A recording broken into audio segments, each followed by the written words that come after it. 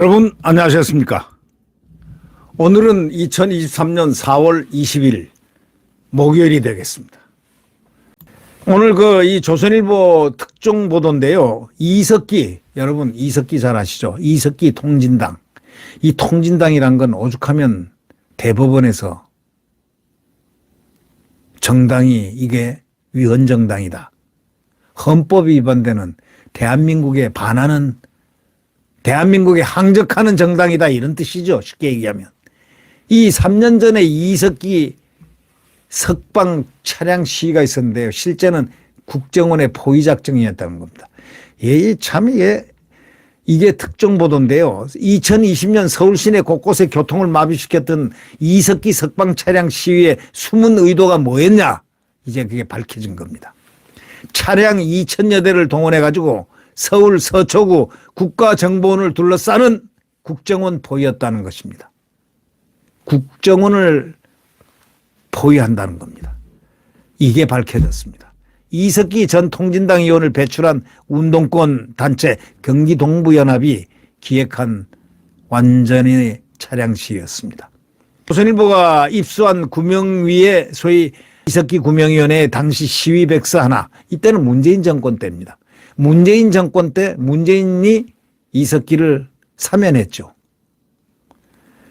당시 시위 백서 하나의 호흡에 따르면은 이날 있었던 차량 시위는 2단계로 구성됐다는 겁니다.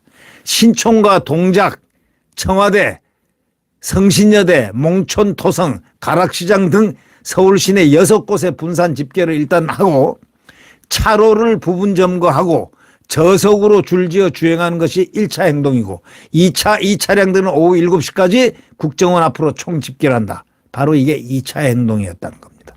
근데요, 이들은 이 경기동부연합 이석기가 알로 아시죠? 아로라고. 혁명조직. 예를 들면 석유 탱크라든가 이런 데 다 알아가지고 그냥 폭파하고 해가지고 소란을 내란을 일으킨다는, 바로 이런 점거한다는 엄청난 이야기들이 그때 많았습니다. 근데 옛날 아마 상상해 보시면 알 겁니다. 통진당. 네, 그런데 시위 차량들이 국정원으로 향하는 길목의 육교 5곳에서는 서로 다른 상징물과 현수막을 걸어놨습니다. 첫 번째 육교에는 이전 의원이 이석기가 환하게 웃으면서 두 팔을 활짝 벌린 가로 6m 초대형 입간판을 세웠습니다. 동지들 반갑습니다, 이런 현수막도 걸었습니다. 원래는 가로 3m짜리 계획했다가 크기를 배로 키웠습니다. 백서엔 그 이유가 이렇게 적혀 있습니다. 이게 백서를 이미 파악을 해가지고 이번에 이 조선일보가 이게 단독 보도를 한 것입니다. 육교 길이만 10m라 너무 왜소해 보여서 크게 했다, 이런 얘기입니다. 집회 참가자들이 뒤이어 통과하게 되는 육교들의 자주의 시대, 평화의 시대를 만드는 청년들이 이석기 의원을 석방을 함께합니다. 문재인 대통령님 이제는 답해 주십시오. 짜고 고스톱치는 듯 보이는, 느껴지는 그런 대목 아니겠습니까? 짜고 고스톱치는 듯 보이는, 듯 느껴지는, 이 문재인 대통령님 이제는 답해 주십시오. 네 번째 육교는 바람개비 수십여 개가 난간에 걸리고 그 위로 주최 측이 섭외한 12명이 불어라 이석기 의원 석방바람, 이란 글자가 각각 한 자씩 적힌 우산을 들고 나왔습니다. 여러분, 5번째 육교는 또 무슨 얘기를 했을까요? 우리 힘으로 감옥문은 열립니다, 이런 현수막을 걸어놨습니다.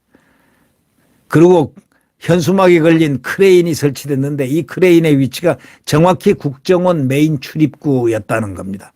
그러니까 문재인 시대 국정원은 완전히 밥이었습니다.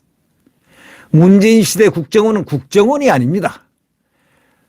대공수사권이고 뭐고 다 파괴시켜버리고 국정원이 전부 다 예스맨으로 문재인 각하는 사람으로 변질이 된 겁니다. 국정원장이 누구였습니까? 박지원이 아닙니까? 국정원의 위치는 기밀로 일반인에게 원래 공개가 안 되는 법인데 서울 6개 지역에서 차량 2,000대를 동시에 출발시켜 한날 한시에 국정원을 포위를 한 겁니다. 이들 계획은 수월하게 완수했습니다. 자, 이날 시위 배후는 경기 동부연합이라는 분석이 나오고 백서에는 이날 시위에 동원된 차량 2,000여 대 중에 최소 500대를 건설노조가 바로 건설노조가 동원하는 과정이 상세히 나와 있다는 겁니다. 그 지시자가 바로 건설노조 서울 경기 북부 건설지부장 김창년 이런 이자라는 겁니다. 이자는 바로 경기 동부연합 출신입니다. 익명을 원한 건설노조 간부는요 이렇게 얘기합니다. 건설노조에서는 그날 시위를 국정원 둘러싸기로 부른다. 건설노조 안에서 이 시위가 경기 동작품이라는 걸 모르는 사람은 없다는 거야. 노조 안에서는. 이렇게 말했습니다. 백서를 보면 김창년 지부장에게 이번 시위 참여를 권유한 익명의 인물이 나오는데 건설노조 조직 체계상 김 지부장에게 이런 걸 권유할 수 있는 사람은 바로 수도권 남부지역본부장하고 경기도 건설지부장 뿐인데 이들 모두가 또 경기 동부연합 출신입니다. 이게 뭡니까? 이래서 그 배후를 완전히 지금 복귀를 해야 하지 않으면 이 나라가 위험하다. 이런 얘기가 되겠습니다.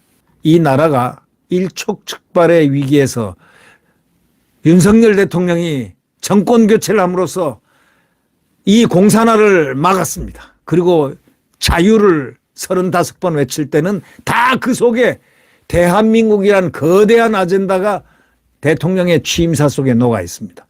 지금 자유민주주의를 1차로 획득을 했습니다. 청와대 안 들어간다고 국방부 쪽으로 간다고 그 난리를 치던 문재인 한번 상상을 해보시죠.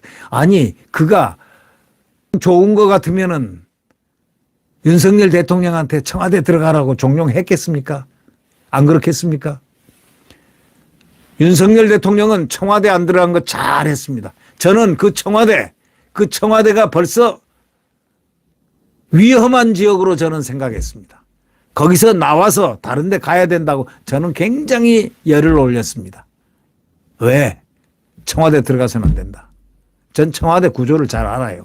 청와대의 그 구석구석을 좀 잘 압니다.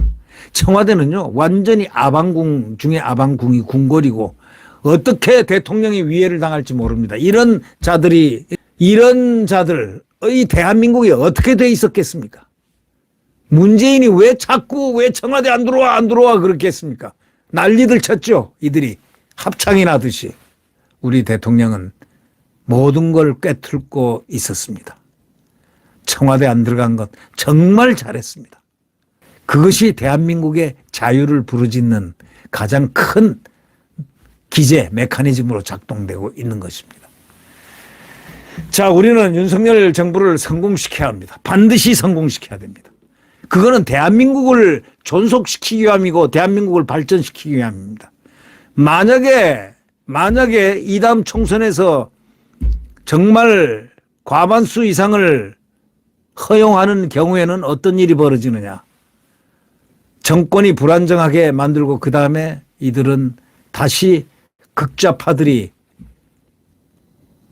지령을 받아서 대한민국을 접수할 가능성이 매우 높습니다.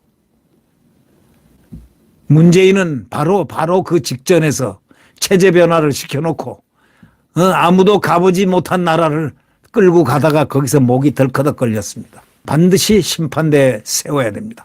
적폐청산을 반드시 해야 합니다. 여러분들은 어떻게 생각하십니까? 네. 여러분 구독 버튼과 엄지를 눌러주시면 대단히 감사하겠습니다. 대한민국의 성공을 위하여 미랄이 함께 돼야 될 것 같습니다. 여러분 안녕히 계십시오.